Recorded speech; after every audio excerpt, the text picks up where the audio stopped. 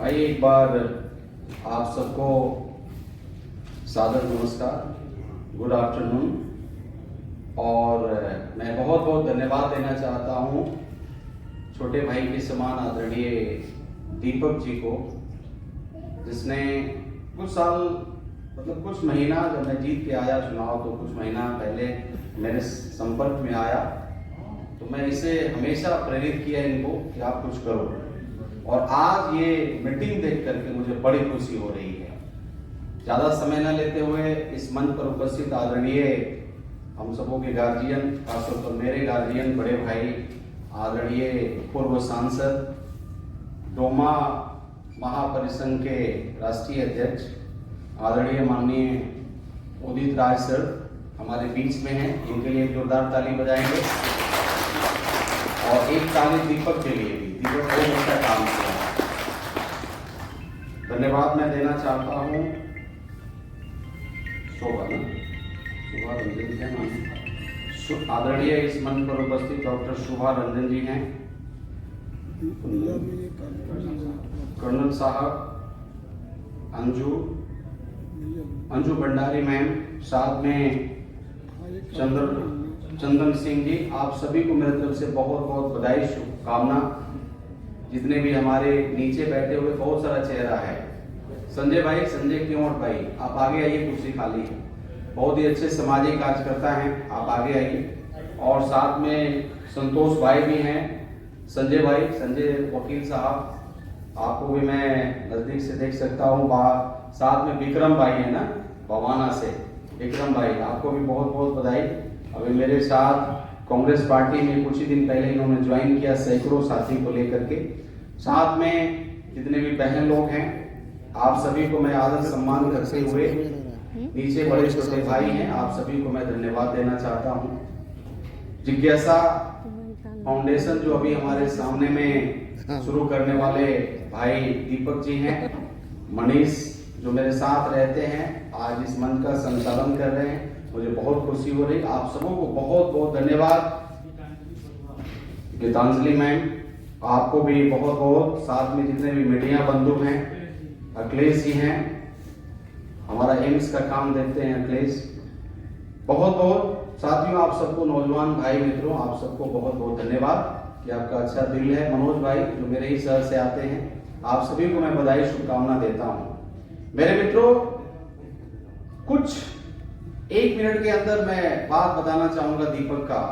जैसे मैं चुनाव जीत करके आया, जो कि आप सबको मालूम है, सासाराम बिहार से मैं चुनाव जीत के आया, और सासाराम की धरती एक बहुत ही ऐतिहासिक धरती रही है, शेरशाह सूरी की धरती मानी जाती है, बाबू जगजीवन राम जी की धरती मानी जाती है। वहां से मुझे मौका मिला, एक गरीब घर से मैं हूं, वहां से सासाराम के जनता ने मुझे वोट दे करके, अपना अहम वोट दे करके मुझे यहाँ भेजने का काम किया। जहां तक मैं जानता हूँ, जिज्ञासा फाउंडेशन का brother Deepak, he has a very good vision for the people, those who have no water, those who have no house, no electricity। एक दिन अपना दर्शन को मुझसे बैठ करके शेयर करने लगा, बताने लगा कि सर अपने पिताजी के बारे में बताए, अपने परिवार के बारे में बताए। उसके बाद मैंने इनसे सवाल किया कि दीपक आप दिल्ली में आए हो तो क्या क्या करना चाहते हो, क्योंकि आप भी बिहार के रहने वाले हो। तो इसने बताया कि सर मेरे पास में दर्शन है, विजन है, ऐसे गांव के लिए, ऐसे जगह के लिए, ऐसे लोगों के लिए जिनके पास में आज भी पानी नहीं है पीने के लिए, जिनके पास में आज भी भोजन नहीं है खाने के लिए, जिनके पास में आज भी इलेक्ट्रिसिटी नहीं है। मुझे बहुत अच्छा लगा, क्योंकि मैं भी वहीं से आया हूं, तो मैं इसके दर्शन को सुना तो मुझे लगा कि ऐसे नौजवान भाई को हम लोग को सहयोग करना चाहिए, जिसके पास में इस प्रकार का विजन हो, दर्शन हो।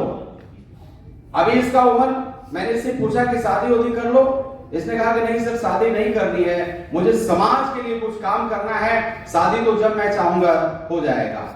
मेरा इसका दर्शन को देख करके दीपक भाई का मुझे बहुत अच्छा लगा। मैंने इसको कहा कि दीपक भाई आप आगे बढ़ो और जहां कहीं भी तुम्हें जरूरत लगेगा, आपको लगेगा कि सर का जरूरत है, मैं वहां खड़ा हूं। उसके बाद में एक प्लान किया कि मैं कॉन्स्टिट्यूशन क्लब में कुछ साथियों को बुला करके और अपने विजन दर्शन को एक्सप्लेन करूंगा और मैं शुरू करना चाहता हूं खासतौर पर दिल्ली से पूरे भारत के लिए। अलग अलग गांव में जाऊंगा, अलग अलग जगह में जाऊंगा। इन्होंने मेरे बारे में भी, मेरे कंस्टिट्यूएंसी के बारे में भी पूछा कि सर आप एक गांव बता दीजिए जिस गांव में आज भी वो पिछड़ा हो, मुख्य धारा से नहीं जुड़ा हो, उसके लिए भी मैं काम करूंगा। तो मैंने बोला जरूर मैं भी एक गांव बताऊंगा अपने कंस्टिट्यूएंसी में। तो आप सबको मैं धन्यवाद देना चाहता हूं कि आज हम इस मंच पर हैं और हम सब लोग मिलकर के दीपक भाई को सपोर्ट करना चाहते हैं, मदद करना चाहते हैं कि ऐसे लोग जो अभी भी नीडी हैं, मुख्य धारा से नहीं जुड़े हैं, उनको जोड़ने के लिए इसके पास में दर्शन है। मैं बहुत बहुत धन्यवाद देना चाहता हूं। मेरे मित्रों, हमारे जीवन में शिक्षा का बहुत महत्व है। आपके सामने में जो व्यक्ति खड़ा है, बहुत ही संघर्ष करके मैं आया हूं। एक छोटी सी कहानी अपने जीवन का मैं आपको बताना चाहता हूं, 2 मिनट से भी कम लगेगा। मेरे पिताजी 5 साल की उम्र में अनाथ हो गए थे और मेरे पिताजी जब बच्चे थे तो मेरे दादा दादी दुनिया से चल बसे। चूंकि मैं दलित समाज से हूं, मुझे आज भी याद है कि मेरे पिताजी बहुत बार वीडियो के पास में गए, प्रधान के पास में, मुखिया के पास में गए और जब कभी भी जाते थे बस एक ही चीज मांगते थे कि मुखिया जी, वीडियो साहब, मुझे एक इंदिरा आवास दे दो, एक कॉलोनी दे दो। मेरा बेटा पढ़ता है, इसका किताब भीग जाता है, आप दे दोगे तो मैं गरीब आदमी हूं, मेरा घर झोपड़ी का है, किताब इसका नहीं भीगेगा। और जब भी जाते थे मुखिया के पास में, वीडियो के पास में, मेरे पिताजी मुझे लेके जाते थे। इसलिए लेके जाते थे कि वो लोग मुझे देखेंगे तो दया आएगा और मुझे कॉलोनी दे देंगे। एक बार मुखिया जी ने थोड़ा सा, वो मूड उनका अच्छा था, तो मुखिया जी ने मेरे पिताजी को देख करके कहा कि फलानवान का फिर तुमको कॉलोनी मिलेगा, हम देंगे तुमको इंदिरा आवास। मेरे पिताजी को बहुत अच्छा लगा। मेरे पिताजी उसमें बहुत खुश हुए। मेरे माताजी जब घर आए मेरे पिताजी, तो मेरे माताजी पूछी कि आज बड़ी है जी, बहुत आज खुश नजर आ रहे हैं। तो मेरे पिताजी ने कहा कि हाँ, आज जिसको कॉलोनी देना था वही बोल दिया कि तुम्हें कॉलोनी मिलेगा, इंदिरा आवास मिलेगा। मेरे मित्रों, उस बार भी लोगों ने नाम काट दिया लिस्ट से, जो एक लिस्ट आता है सरकार के द्वारा इंदिरा आवास से, उस बार भी लोगों ने नाम काट दिया।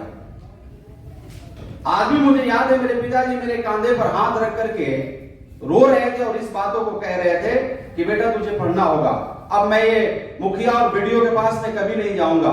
मैं कसम खाया हूं कि मुखिया और वीडियो के पास में नहीं जाऊंगा। मैं 12 घंटा काम करता था, मैं 24 घंटा काम करूंगा। बेटा मेरा तकदीर तस्दीर तू है, मुझे पढ़ना होगा।